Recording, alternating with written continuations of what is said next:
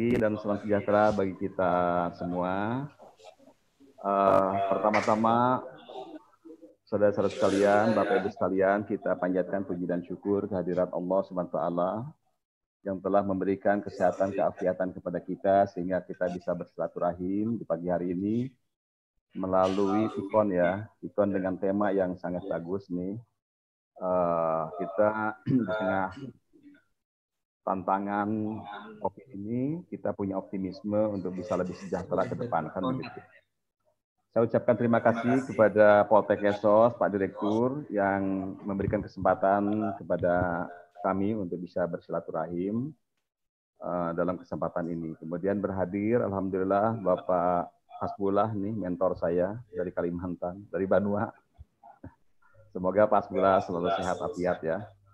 Kemudian banyak juga senior-senior, teknili dan lain-lain ya hadir pada kesempatan ini, dan kami mendapatkan informasi peserta yang hadir ratusan ya, luar biasa. Ini mungkin seluruh Indonesia. Wabil khusus kepada saudara yang sekarang tengah menekuni kajian kemiskinan ya, ini informasi ini mudah-mudahan bisa memberikan manfaat. Judul yang diberikan ini sebetulnya sangat besar ya, sangat besar karena kalau penanggulangan kemiskinan ini sangat makro sekali kan begitu. Nah, kemudian kalau saya sendiri ini diberikan mandat hanya penanganan fakir miskin. Tapi memang upaya penanganan fakir miskin ini harus terintegrasi dalam konteks penanggulangan kemiskinan.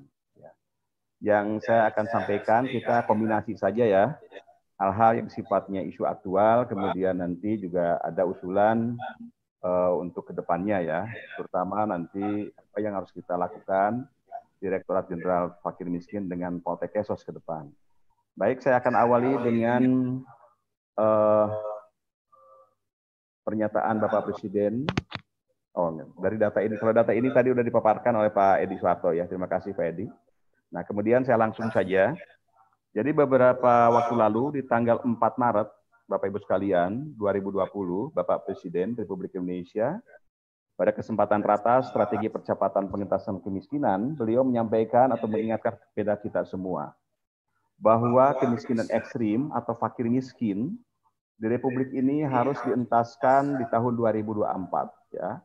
Jadi 2024 berarti masa akhir kabinetnya Bapak Presiden sekarang.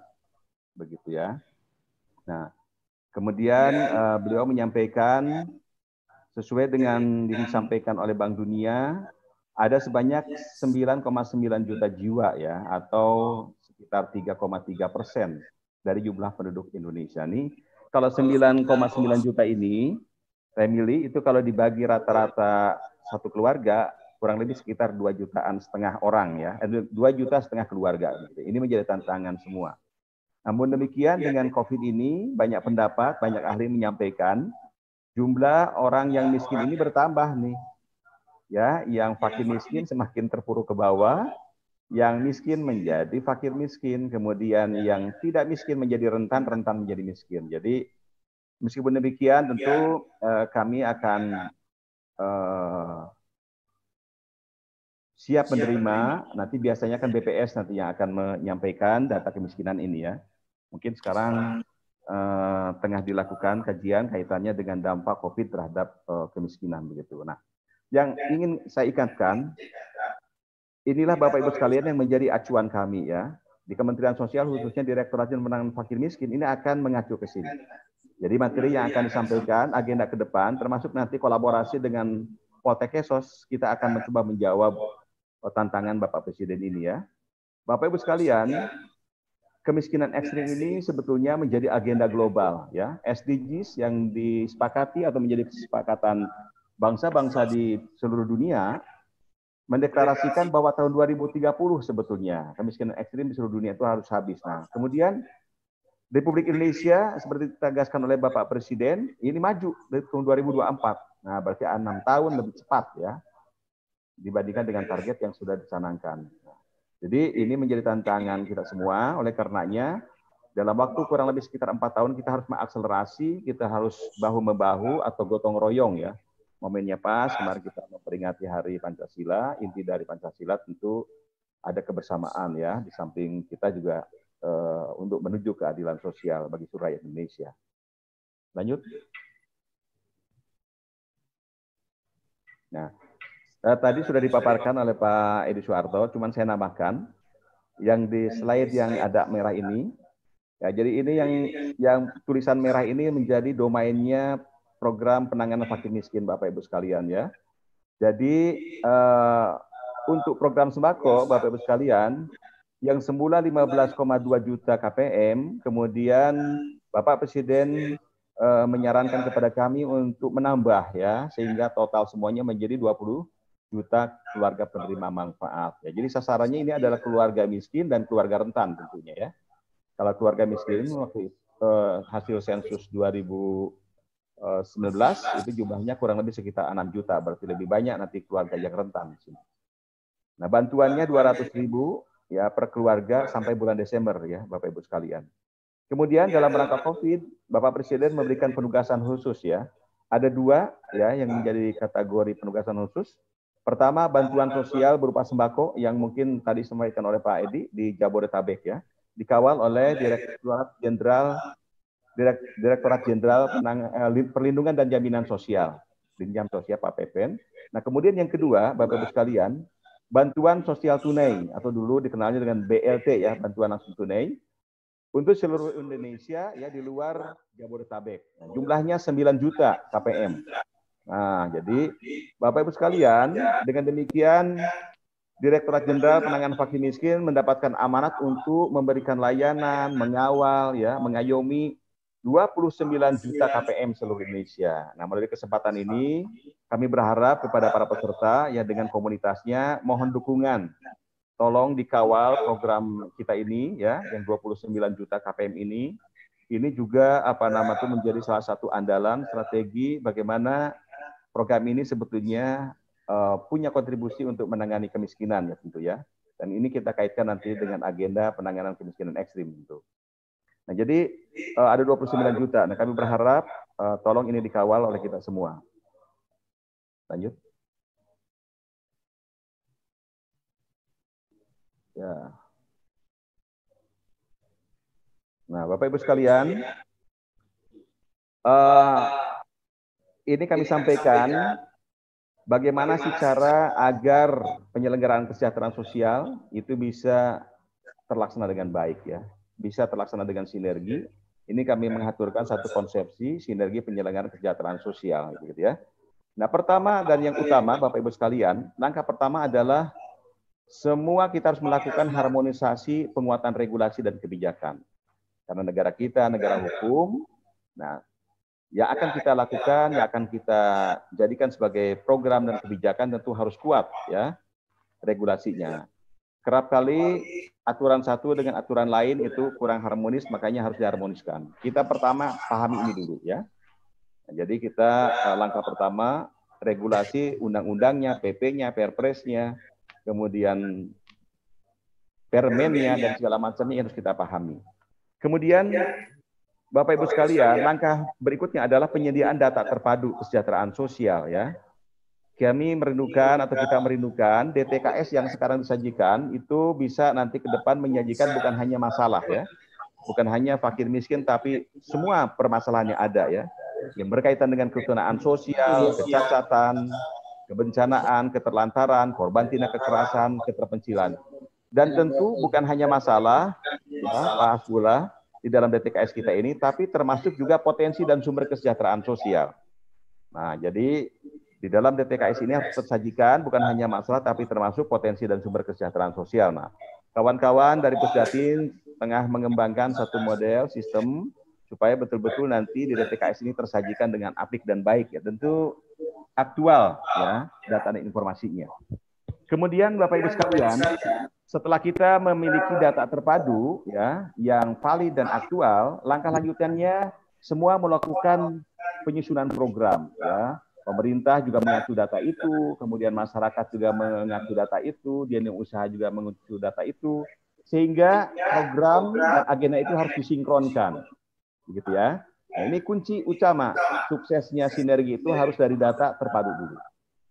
Nah, kemudian setelah programnya sinkron, Bapak Ibu sekalian, langkah berikutnya adalah aksinya itu harus dilakukan secara terintegratif, gitu ya. Jadi tidak boleh bersamaan, misalkan gitu diatur. Siapa yang akan duluan, ya, misalkan riset duluan, kemudian disusul nanti yang lain-lainnya. Seperti itu. Penyuluhan duluan, setelah itu yang lainnya menyusul kemudian. Jadi diintegrasikan aksinya. Pemerintah melakukan apa, masyarakat sipil melakukan apa, dunia usaha melakukan apa. Jadi menjadi satu kesatuan ya, terintegrasi Bapak Ibu sekalian.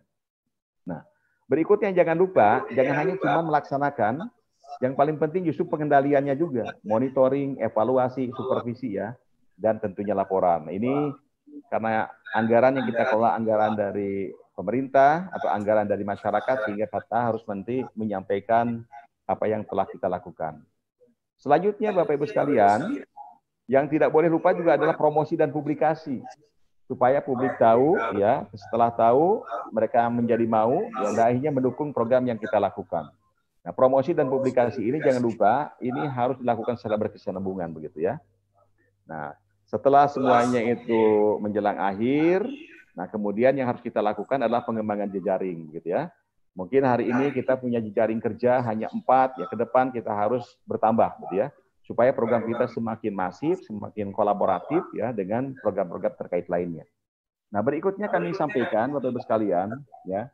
Ada Undang-Undang Nomor 11 tentang Kesejahteraan Sosial nih. Ini yang menjadi penting.